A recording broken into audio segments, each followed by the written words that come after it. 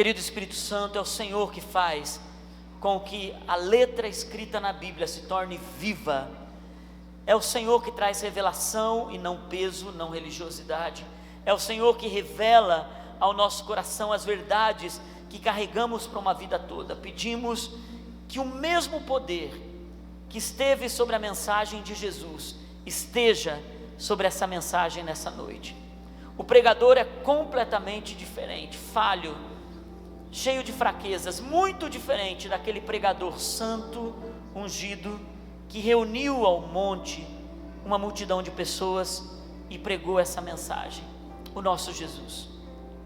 Mas mesmo assim eu creio no poder do Espírito Santo, que faz essa palavra poderosa na boca de um homem fraco, falho, uma palavra poderosa ao coração de todos nós que precisamos ser segundo Jesus é, levar uma vida no estilo de Jesus.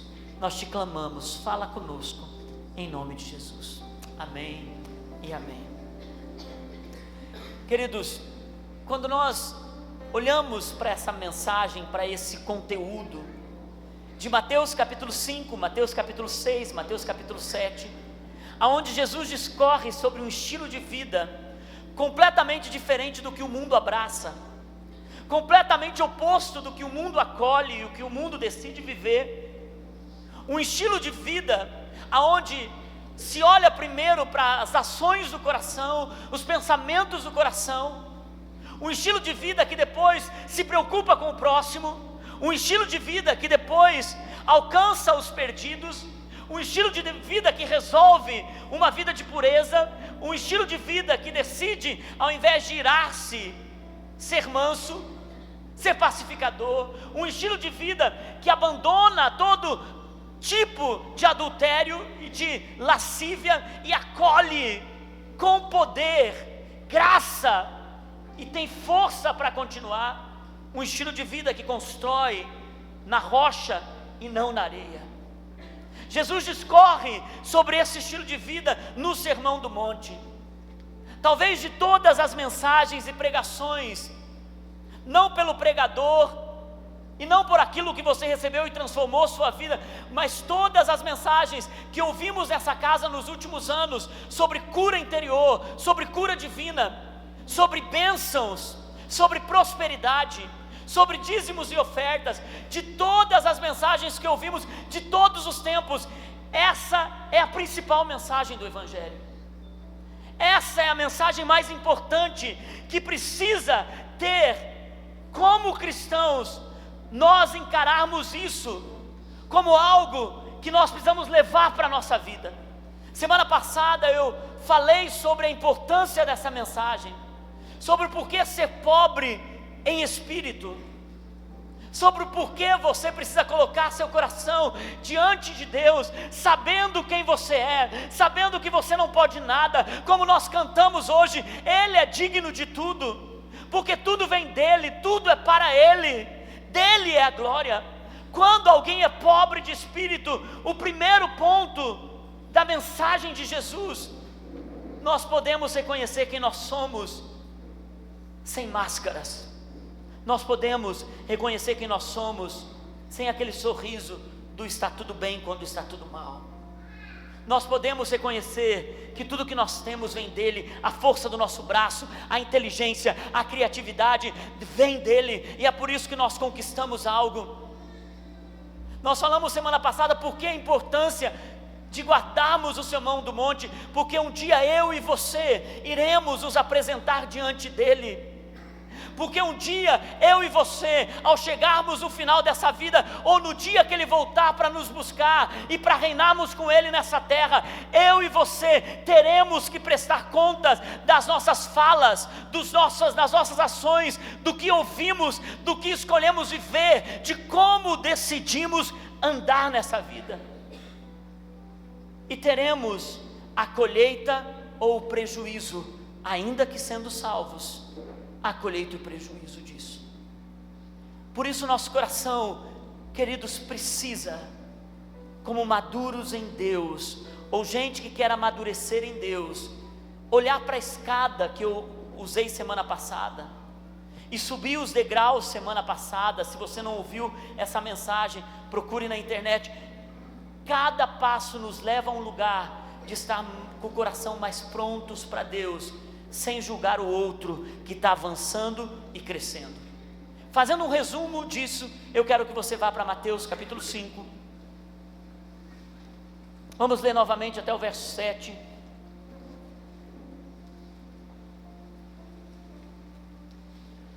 Vendo as multidões, Jesus subiu ao monte e se assentou.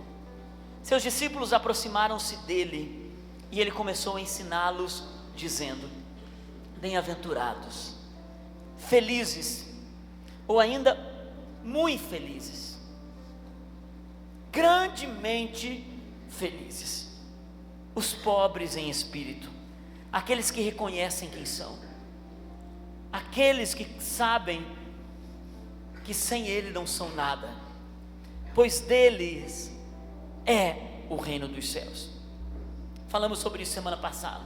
Hoje vamos falar sobre as 3 próximas bem-aventuranças, que tem a ver com tudo que é interno. Depois as outras aventuranças têm a ver com aquilo que é externo, mas as próximas 3 aventuranças que nós vamos falar nessa noite tem a ver com ações do coração, segredos do coração. Felizes, bem-aventurados, ou tão felizes os que choram. Olha que antagonismo. Felizes os que choram, pois serão consolados. Bem-aventurados os humildes. Eu gosto da versão mansos. No original, o que mais se aproxima é a palavra manso. Bem-aventurados os mansos, humildes, pois eles receberão a terra, essa mesmo, a terra por herança. Bem-aventurados os que têm fome e sede de justiça, pois serão satisfeitos. Para a semana que vem, bem-aventurados os misericordiosos, pois obterão misericórdia. Bem-aventurados os puros de coração, pois verão a Deus. Bem-aventurados os pacificadores, pois serão chamados filhos de Deus. Bem-aventurados os perseguidos por causa da justiça, pois deles é o reino dos céus. Quando Jesus começa dizendo que nós somos felizes quando nós somos pobres em espírito, e nós falamos que isso não tem a ver com você ter uma pobreza que é ausência de dinheiro, isolamento e você ter uma vida reclusa, abandonando um estilo externo, mas ele fala sobre um estilo interno de vida. Se ser pobre em espírito é algo que você é, quando Jesus fala, bem-aventurados os que choram, porque eles serão consolados, tem a ver com o que o pobre de espírito sente. Qual é o sentimento de alguém que chegou diante de Deus e reconheceu que ele não é nada? Qual é o sentimento que aquele que se aproxima de Deus e olha tanta beleza, tanta pureza, que olha um Deus santo, ele sente olhando para si, quando ele vê o seu pecado, quando ele vê o lamaçal do qual ele foi tirado, quando você olha para tudo que você experimenta e você sabe que você não dá conta, e você sabe que você é pecador, e você sabe que você é falho, e quando você chega diante de Deus, a luz divina do poder de Deus ilumina você, e você encontra as sujeiras do seu coração, e você olha para dentro de si, e você não se acha, você não é autossuficiente, e você olha, e você diz: Deus, olha como é o meu coração. Para esses que Jesus está falando felizes os que choram de arrependimento, os que se arrependem diante de Deus, a olhar a sua realidade, a olhar a sua fraqueza, aqueles que se aproximam diante do trono de Deus, e eles de novo, e mais uma vez, eles podem olhar para Ele e dizer: Deus, eu não consegui, eu falhei, me perdoe, mas eu estou arrependido, eu estou com o coração quebrantado de arrependimento. Queridos, quando nós não entramos nesse lugar de arrependimento, de chorar pelo nosso pecado, de colocar o nosso coração diante de Deus, quando nós não olhamos para nós e não vemos que tudo que tem em nós é passageiro, é momentâneo, e que nós precisamos dessa graça redentora derramada na cruz do Calvário, e que nós precisamos vez após vez da misericórdia dEle, do perdão dEle, nós nos tornamos pessoas altivas, nós fazemos sem quebrantamento, nós não chegamos a um lugar aonde Deus pode trabalhar em nós. O segredo, quando Jesus coloca: felizes os que choram, porque eles serão consolados, é quando você chega diante do trono, mais uma vez, e você sabe que o Deus que está ali é santo, e Ele poderia te julgar, Ele poderia te condenar, Ele poderia te dizer que você é um fraco, e você chega mais uma vez, e você olha para suas vestes, e antes estava toda suja, mas agora ela foi alvejada, branqueada pelo sangue de Jesus. Mas vez ou outra você se aproxima dele, e tem áreas que ainda estão manchadas. O que você queria falar, você não falou. O que você não queria mentir, você mentiu. Como você queria fazer, você não fez e você caiu. Você não queria aquilo, mas o importante é quando você chega diante dele com as suas vestes que não estão mais inteiras, sujas da lama do pecado, mas agora tem ações isoladas do pecado, e ele olha para você e ele vê os seus olhos com as lágrimas do arrependimento.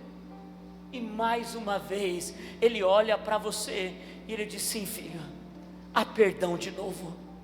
E Ele consola o seu coração, Ele consola de novo você.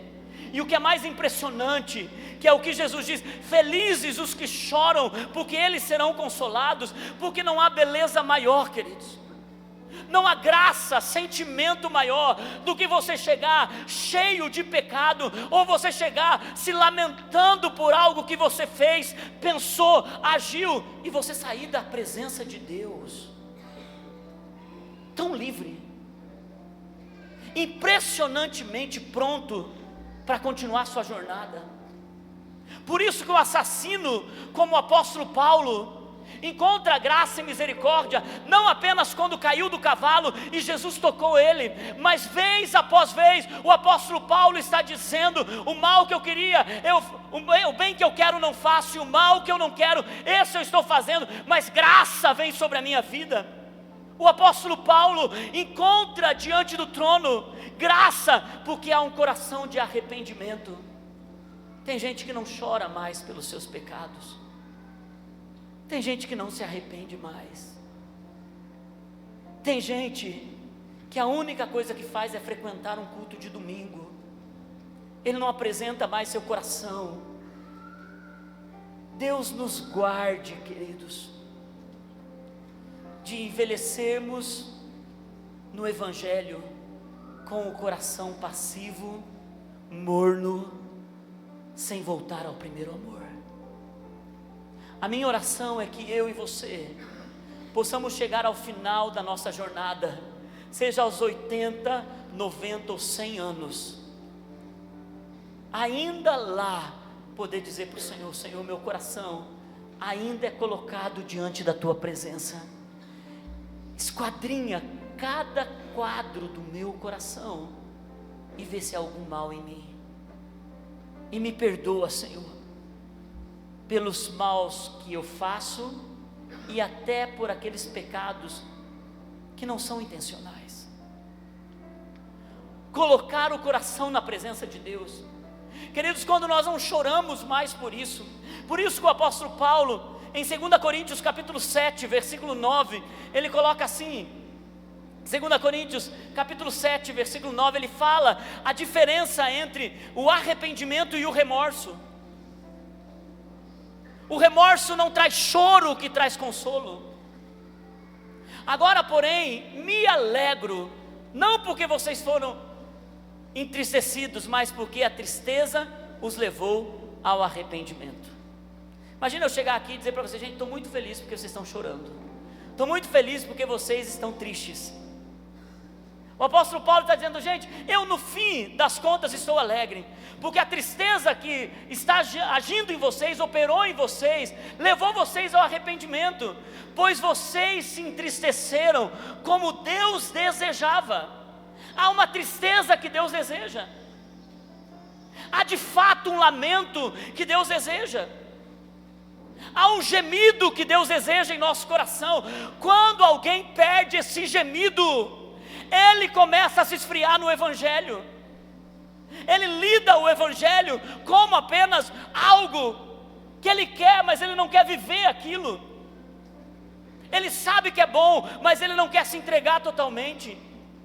E ele diz assim: vocês se entristeceram como Deus desejava, e de forma alguma foram prejudicados por nossa causa. Versículo 10: a tristeza, segundo Deus, não produz remorso, mas sim um arrependimento que leva à salvação. E a tristeza, segundo o mundo, produz morte. Tem muita gente que não encontrou graça e perdão do Senhor, porque a única coisa que fez não foi chorar de arrependimento, foi dizer: me perdoa, Senhor, e o seu passado ainda continua batendo na sua porta. O seu passado, o seu pecado ainda continua batendo, e você ainda se sente culpado. Queridos, quando Jesus nos limpa, nos purifica, nos lava, Ele lança os nossos pecados no mar do esquecimento, e deles Ele não lembra mais. Você é livre, você é purificado. Alguém ainda pode te julgar, alguém ainda pode te acusar, alguém ainda pode dizer: olha o que ele era, mas aquele que foi em arrependimento diante de Deus e recebeu limpeza, purificação dos seus pecados, esse sabe que foi consolado, esse sabe que a palavra do Sermão do Monte se aplicou, porque ele gerou aquele arrependimento em gemidos, em lágrimas, em quebrantamento. O remorso não. O remorso, sabe o que o remorso faz? Ele ainda bate a sua porta, ele ainda te lembra o que você fez. O remorso é uma crise momentânea, o remorso é um choro momentâneo. O arrependimento, você guarda o seu coração para não cair de novo. Você preserva as coisas que são escondidas, as coisas que estão lá no seu quarto, as coisas que ninguém vê. Você guarda o coração, porque você sabe o que é chorar por arrependimento. Você sabe o quanto você fere o coração de Deus ao agir daquela forma. Você sabe que é bom obter misericórdia, você sabe que Deus é bom ao cuidar de você. Está faltando para a igreja nos dias de hoje, queridos, um choro que traz arrependimento. Está faltando na igreja de hoje cristãos que decidam viver uma vida longe do pecado, se posicionando contra o pecado, serem diferentes nas suas ações. Jesus continua dizendo: felizes são os bem-aventurados, muito felizes, os humildes, os mansos. Porque a palavra que mais se encaixa aqui no manso ou no humilde é essa palavra mansidão, o manso. E eu vou dizer para você que não é nada disso que está pensando o manso. Alguns de vocês já estão pensando assim: ser manso é aquela pessoa que fala suave. Não é, gente? Ser manso é aquela pessoa que conheceu Jesus, era um estupim, era pavio curto, não é? Pavio curto, e agora é uma pessoa que fala bem tranquilo. Sabe aquela vovozinha, sabe aquelas pessoas que, não, olha como é, não é manso, você não espera uma pessoa assim? Não é dessa mansidão que Jesus está falando. A mansidão que Jesus está falando, a humildade que Jesus está falando, aqueles que herdarão a terra, olha o que ele está dizendo, olha qual é o original disso. É um potro selvagem, é um cavalo, um animal selvagem, que se deixa domar para ser levado ao seu destino, depois que a sua natureza é controlada por aquele que o dominou. Mansidão não tem a ver com você falar tranquilo, ser com a sua voz mais meiga, não tem a ver com isso, porque a pessoa mais mansa dessa terra foi Jesus. E nós não vemos Jesus o tempo todo falando, nós vemos o quê? Jesus mesmo sendo mais manso, quando ele chega diante do templo, ele vê os mercadores, ele pega o chicote e ele faz com que todo mundo se espalhe. Nós vemos os mártires da igreja sendo mansos e ao mesmo tempo sendo violentos na sua mensagem, corajosos, intrépidos na sua palavra, confrontando o pecado, gritando nas praças, trazendo as pessoas para o caminho. Mansidão, quando Jesus diz bem-aventurados os mansos, ele está dizendo bem-aventurados aqueles que têm uma natureza pecaminosa, bem-aventurados aqueles que têm o seu jeito e deixam-se dominar, se domar, se amansar pelo poder do Espírito de Deus. Manso é aquele que anda segundo a vontade de Deus, aquele que tinha uma natureza, aquele que tinha um jeito, aquele que tinha uma forma de ser. Não tem a ver só com falar bonzinho, tem a ver com abrir mão da ira, tem a ver com abrir mão da explosão, tem a ver com abrir mão do seu próprio eu e se deixar amansar pelo poder de Deus. Queridos, quando nós entramos nesse lugar da presença do Senhor, quando nós ouvimos a voz do Senhor, não tem como estar do mesmo jeito. Tua natureza precisa mudar, teu jeito precisa mudar. Sabe o que é lamentável? Eu tenho visto muitas mulheres e homens de 60, 70 anos que já percorreram uma carreira dentro da igreja, mas não no Evangelho, sendo tolos.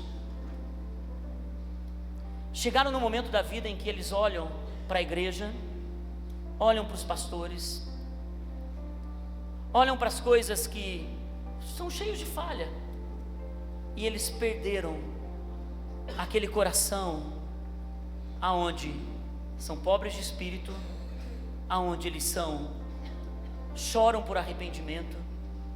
A mansidão foi longe, porque eles não se deixaram dominar pelo poder do Evangelho. E sabe qual é a minha maior preocupação? É que nós, essa igreja, na sua maioria, está numa média de 30 a 40 anos de idade. Nós temos uma jornada pela frente. Como nós vamos levar os próximos anos da nossa vida? Nós vamos deixar Jesus nos domar, nos amansar, mudar o nosso jeito? Ou você vai continuar falando as mesmas besteiras, vivendo do mesmo jeito, pensando da mesma forma? Com o que Jesus está fazendo em nós? Qual é o estilo de vida que nós estamos levando em Jesus? Eu gostaria, Vida Plena, de estar aqui nessa noite, trazendo uma palavra de fé para você, encorajando você a acreditar, mas tudo isso é construir sobre areia. Quando nós não estamos nesse lugar de ter pobreza de espírito, chorar em arrependimento, ter a nossa natureza dominada pelo Senhor, nós estamos construindo e não permanece. Muita gente tem perguntado por que eu construo e não permanece, porque a sua natureza ainda não foi dominada pelo Espírito. Ele não espera que você seja o mesmo, Ele não espera que você diga esse é o meu jeito, Ele não espera que você diga eu falo o que eu penso. Semana que vem eu vou falar sobre os pacificadores. É muito mais pesado do que ser manso. E muita gente faz isso, ao invés de jogar água, joga gasolina no fogo. E muita gente diz é o meu jeito, eu sou explosivo, eu falo na cara, eu falo o que penso. O manso fala o que Jesus pensa, porque vai ter que prestar conta das suas palavras naquele dia. O manso não deixa de falar, mas ele fala com graça e misericórdia. O manso, ele se deixa dominar como um cavalo selvagem, e alguns de vocês estão lutando com sua natureza, e você diz, quando eu vou me livrar disso? Chegou a hora do Sermão do Monte trabalhar no seu coração, e você dizer, eu vou trabalhar, eu não vou continuar desse jeito. A coisa mais bela é você subir cada degrau, queridos. O apóstolo Paulo, ele também diz em Filipenses capítulo 3, eu acho que o versículo 12, versículo 15, Filipenses capítulo 3 diz: todos nós que alcançamos a maturidade, devemos ver as coisas dessa forma. E se em algum aspecto vocês pensam de modo diferente, ainda no isso mesmo, era 12 mesmo. Coloca lá no 12 para mim. Opa, é isso. Ele diz assim: gente, não que eu já tenha obtido tudo isso, ou tenha sido aperfeiçoado, mas eu prossigo para alcançá-lo, pois para isso também fui alcançado por Cristo. O apóstolo Paulo está dizendo: gente, existem áreas que eu preciso trabalhar. Quantos aqui podem dizer: olha, eu preciso de uma porção de mansidão para a minha vida? Quantos aqui podem dizer: eu preciso levantar não apenas uma mão, eu preciso levantar duas mãos, 2 pés e ainda pular, porque eu preciso ainda, em áreas da minha vida, ser controlado pelo Espírito. Eu ainda preciso aplicar em algumas áreas domínio próprio.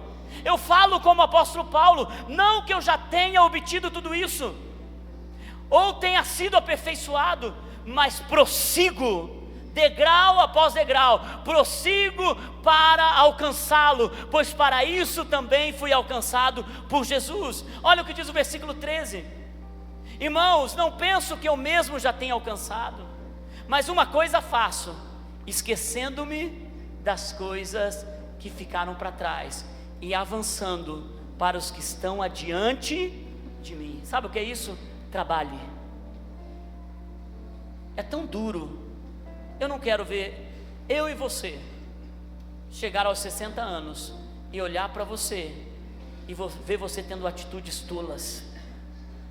Eu quero ver você cheio do Espírito Santo. Hoje de manhã eu estava aqui pregando, foi um culto maravilhoso hoje de manhã.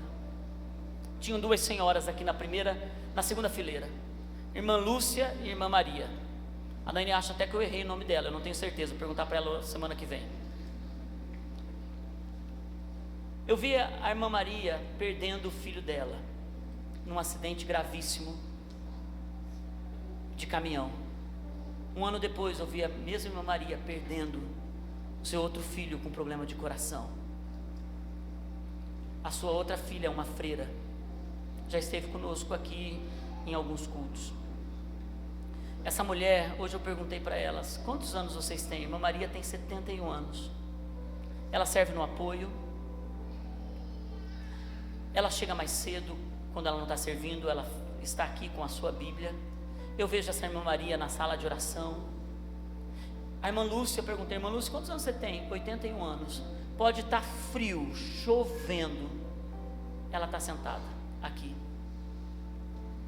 É esse tipo de coração que eu quero prosseguir para o alvo, até o dia que o alvo chegar, até o dia que eu tiver que apresentar para Ele minhas palavras, minhas ações.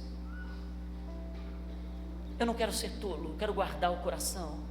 Quando o luto chegar, quando a dor chegar, quando a perda de 2 filhos chegar, eu quero continuar olhando para Ele e dizer para Ele: meu Deus, o meu coração ainda continua confiando em Ti.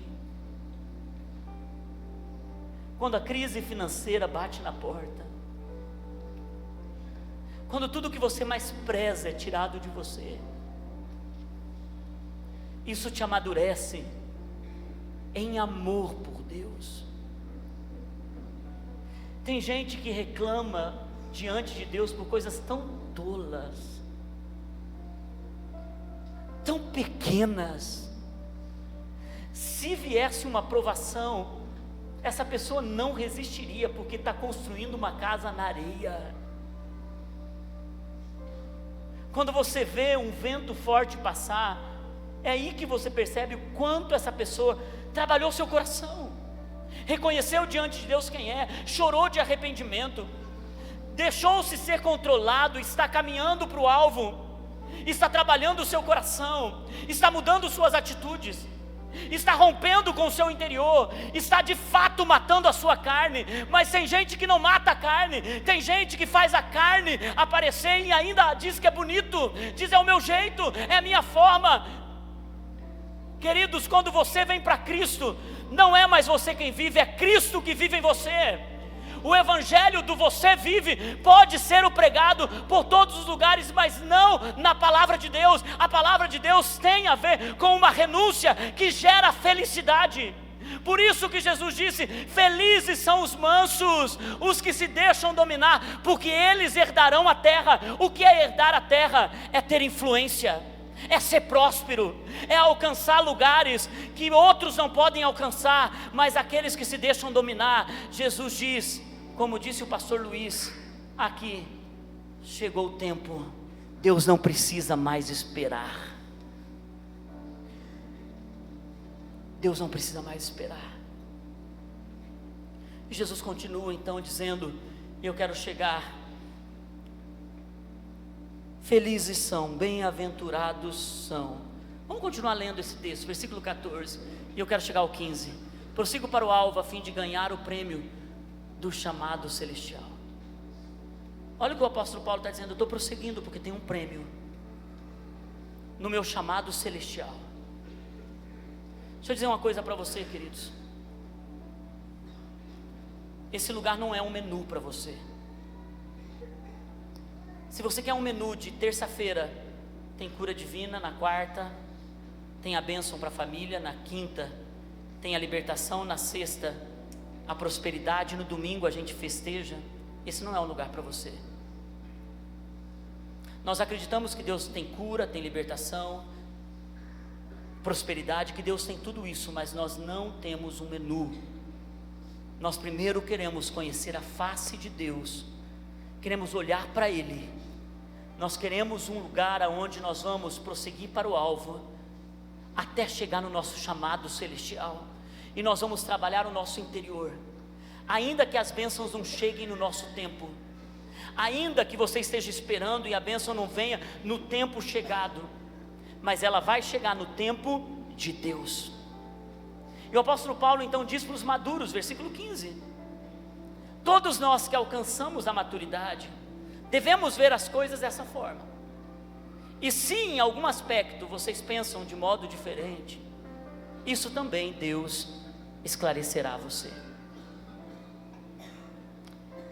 Mateus capítulo 5, versículo 6: bem-aventurados os que têm fome e sede de justiça, pois serão satisfeitos.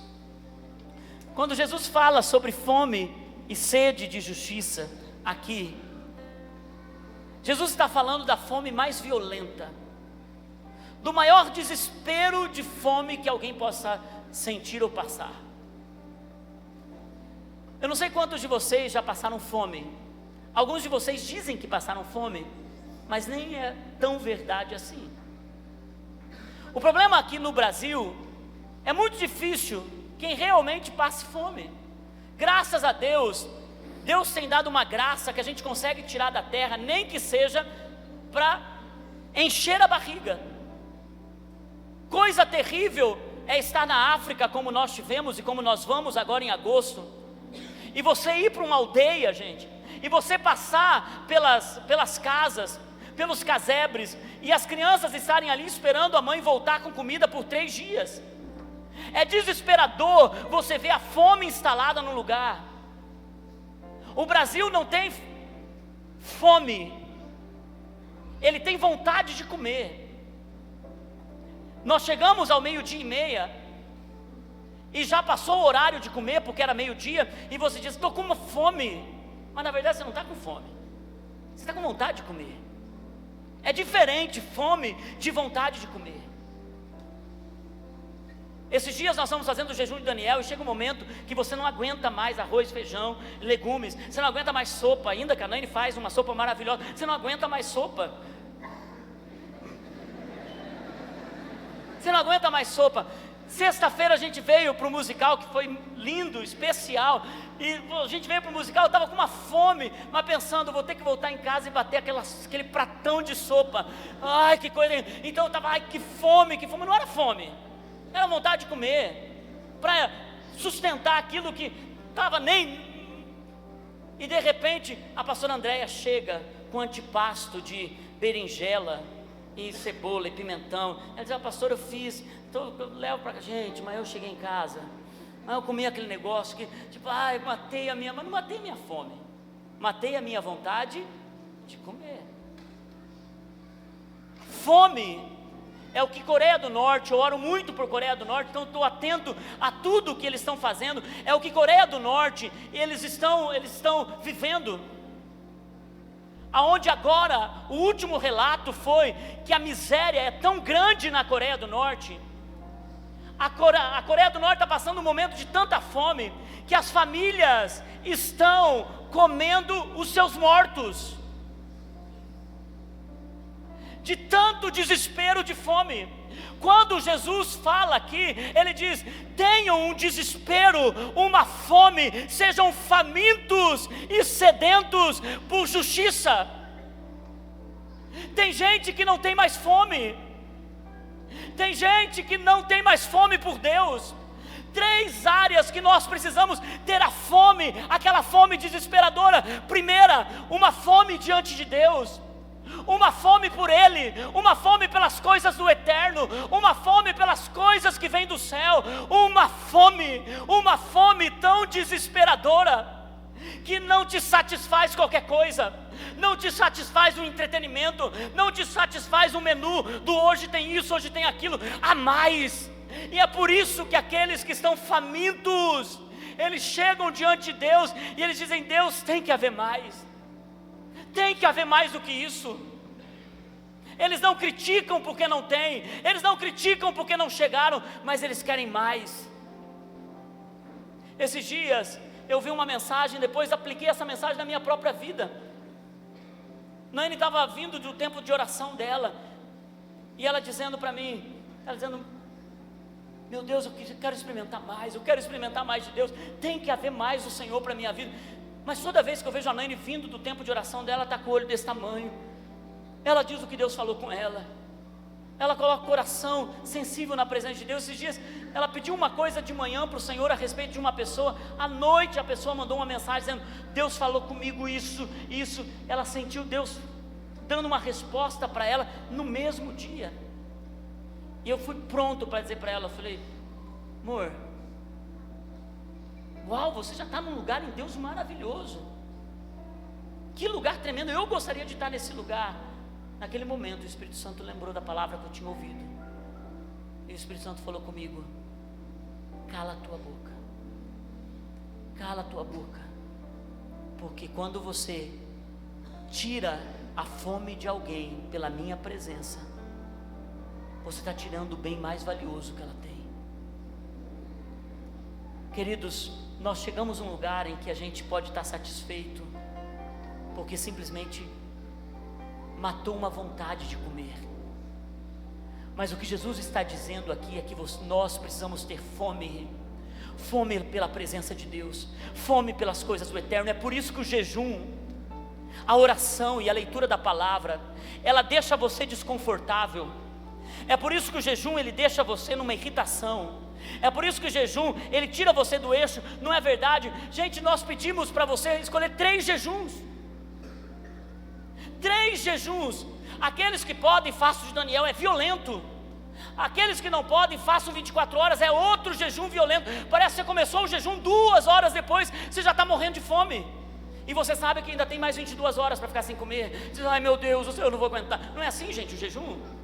O jejum é assim, ó, você faz um jejum de doce, na próxima estação só vem doce para a sua vida, e todo mundo está passando doce, e até na televisão é doce, e tudo é doce.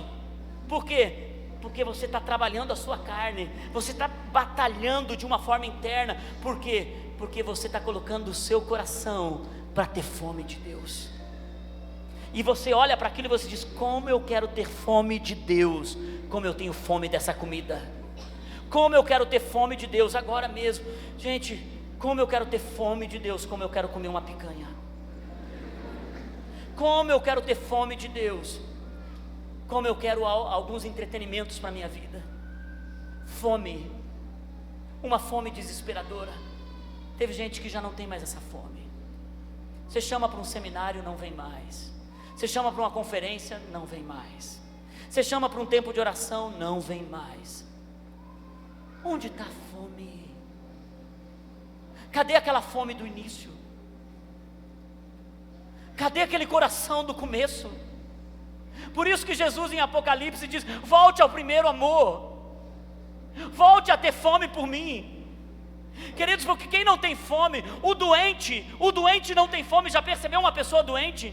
Uma pessoa doente, ele prefere dormir do que comer, é ou não é? Uma pessoa doente, ele faz assim: não, eu não quero, ou tem que fazer uma canjinha, ou tem que fazer uma sopinha rala. Por quê? Porque ele não consegue comer. O doente não come. E tem muita gente dentro da igreja que está doente, não tem mais fome por Deus, está comendo sopinha rala, que é uma canjinha, e muita gente que está dormindo,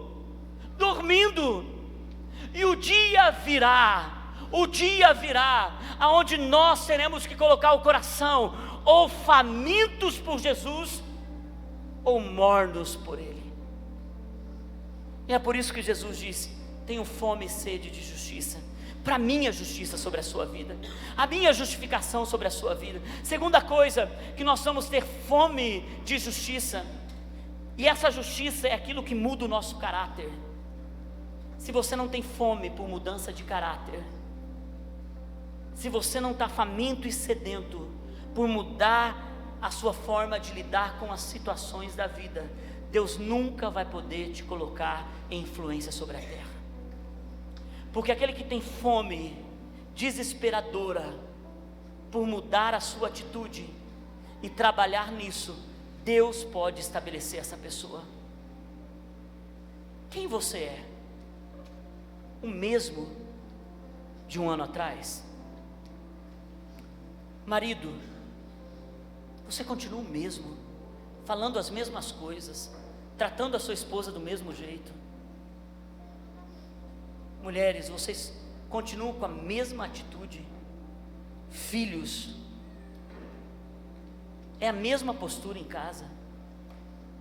Precisa ter fome de justiça interior.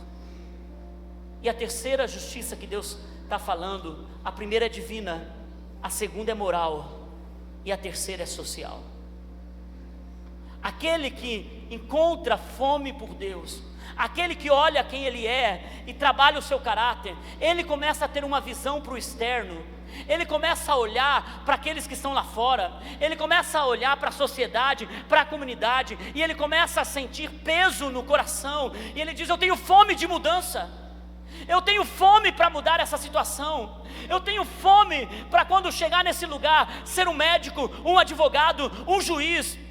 Quando eu chegar nesse lugar para influenciar as artes, o esporte, a economia, eu vou honrar a Deus, porque eu tenho fome por Deus, eu sei o caráter que eu preciso trabalhar em mim, para não me corromper, então eu posso mudar o lado de fora. Queridos, o mundo hoje está se corrompendo, no judiciário, no legislativo, e gente ainda que se diz cristã, gente que se diz frequentador de igreja, está preso aqui, em Curitiba, na Operação Lava Jato, o líder da bancada evangélica da Câmara Federal, um homem que estava nas igrejas, um homem que se dizia convertido. O problema é quem? É o homem ou é o evangelho? O problema era quem? Era Judas ou era Jesus? Tem gente que diz assim: está vendo? Está vendo os evangélicos? Está vendo que vergonha? E coloca a culpa no evangelho. A culpa era de Jesus porque Judas o traiu? Não. A culpa não é do evangelho quando alguém não trabalha o seu caráter. E a minha oração, pais, com vocês eu quero falar nessa noite: levem a sua família num estilo de sermão do monte. Preparem os seus filhos para terem fome de Deus. Preparem os seus filhos para trabalharem o seu caráter em honestidade. Mas preparem os seus filhos para irem para uma universidade, se tornarem influenciadores dessa terra. Preparem os seus filhos para terem fome de justiça. Você sabe por quê? A Lava Jato está desse jeito por causa de um menino chamado Deltan Dallagnol. Procurador Deltan Dallagnol, um jovem que cresceu na Igreja Batista do Bacaxiri, debaixo do pastoreio do pastor Roberto Silvado, aqui do nosso lado. Eu já devo ter falado isso para vocês, mas esse menino, enquanto estava estudando para os concursos públicos, ele cantava, quando ele estava muito cansado nas madrugadas, ele cantava a música: faço o melhor para Deus. E esse menino, quando chega nesse lugar, e ele então passa pelos concursos, chega na procuradoria, ele continua sendo fiel na sua igreja, ele continua honrando o seu pastor, ele continua agora, da fome de justiça por Deus, da fome de justiça em caráter, ele agora pode mudar uma sociedade, ele pode mudar uma situação. E a minha oração, queridos, é que para que nós possamos olhar para a nossa comunidade, nós possamos olhar para a nossa sociedade, porque primeiro trabalhamos o coração, porque Deus, quando alguém chega num lugar e ele não está com o coração pronto, ele é uma vergonha para o Evangelho, ele envergonha o Evangelho, porque existe pastor que presta e existe pastor que não presta, existe político que presta e existe político que não presta, existe padre que presta e existe padre que não presta, existe marido que presta e existe marido que não presta, existe mulher que presta e mulher que não presta, sim ou não? Nós não podemos jogar todo mundo num balaio e dizer aí, ó, todo mundo é igual. E é por isso que nós precisamos ser diferentes. É por isso que Deus espera que nós levamos uma vida, o estilo da vida de Jesus, ouvindo suas palavras, tendo fome daquilo que é real. E eu oro para que eu veja os seus filhos influenciando a nossa nação. Eu oro para que a próxima geração tenha tanta fome de Deus, tanta fome de caráter, tanta fome de justiça para tocar a nossa sociedade. Nós precisamos de você, nós precisamos que você tenha uma vida segundo o estilo de vida de Jesus. É por isso, queridos, pare apenas de saciar a vontade de comer, levante-se. Se está adormecido, por isso que o apóstolo Paulo disse na hora da ceia: vocês se reúnem. Eu acho que eu estou sendo um pouco pesado nessa noite. Vocês se reúnem. Há entre vós os que dormem e os que estão doentes. Vocês não estão queimando mais. E por não estarem queimando mais, por não estarem famintos mais, por não estarem sedentos mais, vocês criticam tudo.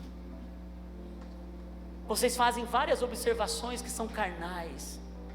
E o apóstolo Paulo diz: comam, bebam, mas lembre-se de uma coisa: cuidado para não comerem e não beberem para sua própria condenação.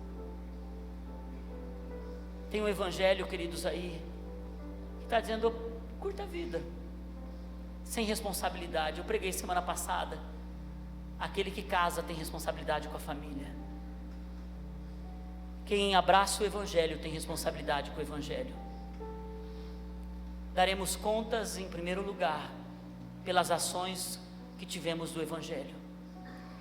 Em segundo lugar, aqueles que se afastam do evangelho terão que prestar conta da sua escolha para longe de Deus por não terem vivido o evangelho. Uma coisa é certa: todos vocês que estão aqui, desde o Murilo, meu filho, que está sentado ali na primeira, até o irmão que está lá na porta me ouvindo, eu não sou mais responsável pela palavra que eu entrego para você. Você é responsável por ela. Eu não sou mais responsável. Dessa palavra, naquele dia, você vai ter que prestar conta diante de Deus. Eu não coloco peso sobre você, eu coloco responsabilidade.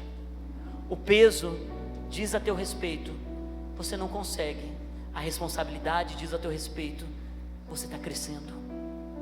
Você está crescendo. Só não desista agora. Você está crescendo. Está vendo como você é melhor do que ontem? E o que você vê que não é bom é porque antes você nem via que era bom. Antes você nem avaliava as coisas, antes você nem sondava o coração. Hoje você sonda, hoje você olha. Sabe, queridos, o temor no meu coração é de conduzir uma igreja que está amadurecendo em Deus.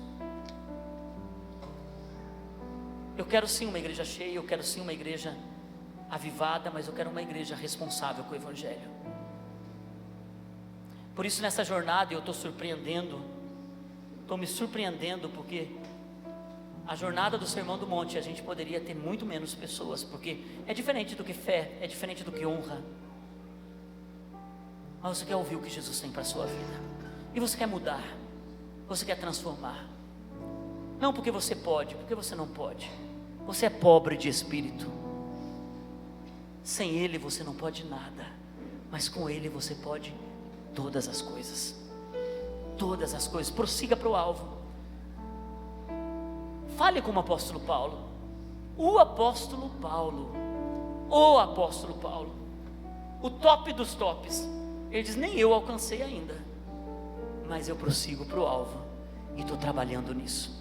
Se você sair nessa noite dizendo: Senhor, eu estou ouvindo, pobre de espírito, chorar de arrependimento, ser manso, dominado pelo Espírito, Senhor, ter fome por Ti, fome de mudança de caráter, fome de justiça, me ajuda a chegar nesse lugar, já valeu essa mensagem. Se o teu coração, toda vez que chega diante de Deus, chega e diz para Ele: Senhor, me ajuda a chegar nesse lugar, por favor me ajuda, você já está aplicando o Sermão do Monte na sua vida. Trabalhe hoje, trabalhe amanhã, e nós vamos chegar juntos na maturidade. Nós vamos envelhecer juntos, nós estamos envelhecendo juntos, e nós estamos ficando cada vez melhor, até o dia que todos nós nos apresentaremos diante de Jesus, e Ele dirá: bom trabalho que você fez com a tua vida, bom trabalho que você fez na tua jornada. Eu quero ouvir esse elogio, amém? Você quer ouvir esse elogio de Jesus? Ele olhar para você e dizer: muito bem, você trabalhou para ser melhor, você se esforçou por isso, e o resultado será a recompensa do prêmio celestial. Vamos colocar em pé, queridos. Abra tuas mãos onde você está.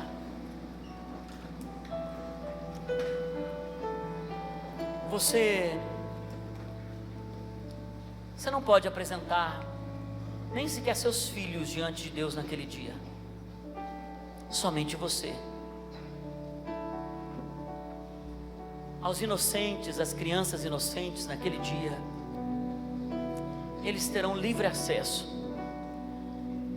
Aqueles que já têm consciência do ensino e da palavra, nós como pais precisamos ensinar nossos filhos a viver um estilo de vida do Sermão do Monte. Mas hoje eu quero falar sobre você.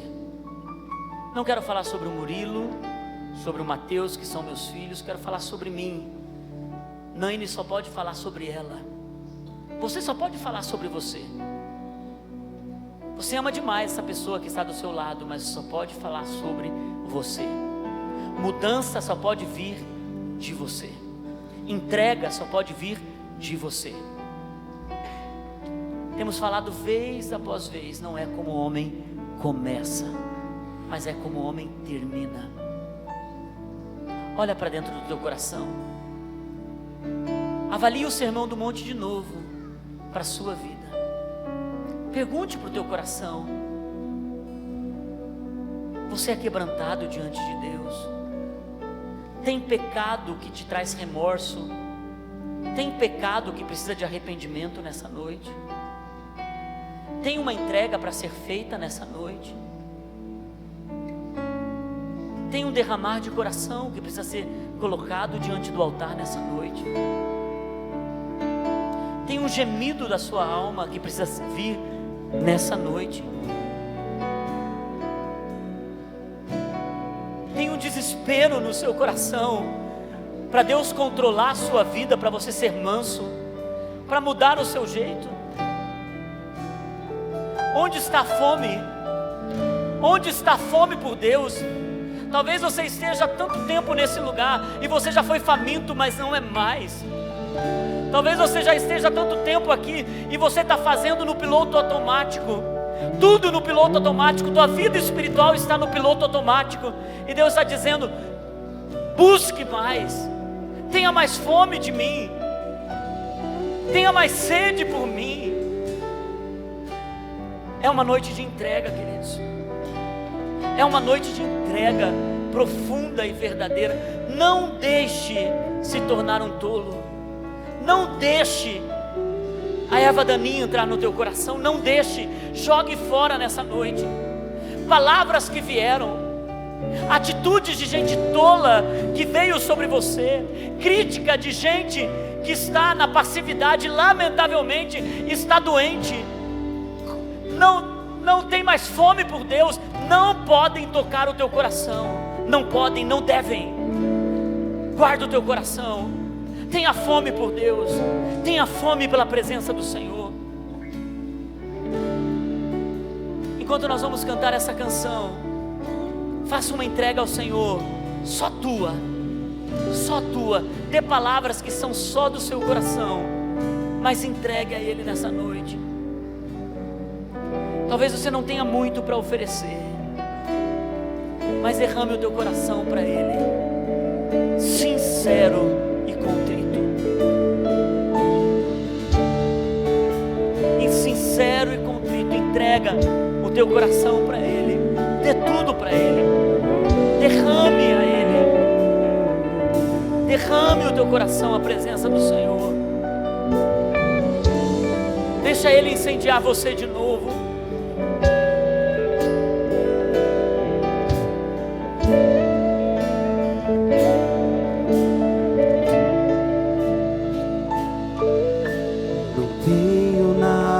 Pra te oferecer, nada que te possa surpreender, só um coração quebrantado, uma outra vez.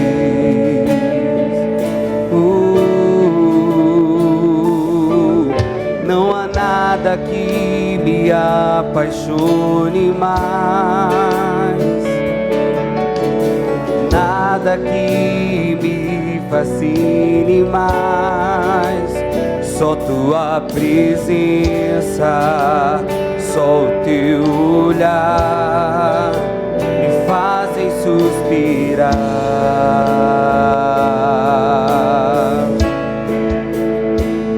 Eu me prostro diante de ti, Rei que perdoa multidão de erros. Eu me prostro diante de ti, Rei que perdoa multidão de erros. Eu me prostro diante de ti, digno, eternamente digno, impressionante, digno, somente a ti eu me rendo. Comece a clamar ao Senhor, comece a clamar ao Senhor, dizendo: Senhor, eu preciso de fome, eu preciso gemer pela minha vida e gemer pela tua vida. Eu preciso, Senhor, de uma fome que gere em mim uma transformação, um arrependimento. Comece a clamar ao Senhor e a dizer: Senhor, me tira desse lugar de passividade, de doença, de não ter mais fome. Senhor, eu quero romper, Deus, eu decido trabalhar a minha vida, eu decido trabalhar meu coração, eu decido viver uma vida de um estilo segundo a tua vida. Comece a derramar, derrama diante do altar teu coração, derrama diante do altar tua vida, derrama diante do altar aquilo que você tem. Fala para Ele, entrega para Ele, diz: Incendeia, Senhor, incendeia meu coração, incendeia minha vida, incendeia pelo fogo que transforma, que gera em mim mudança. Incendeia-me, me dá fome, uma fome desesperadora, me dá sede, uma sede desesperadora, um gemido na minha alma, um gemido no meu coração. Eu preciso, Senhor, eu quero, eu desejo, Senhor, porque eu não sou nada sem o Senhor, eu não sou nada sem Ti. Não importa, queridos, aonde você caiu.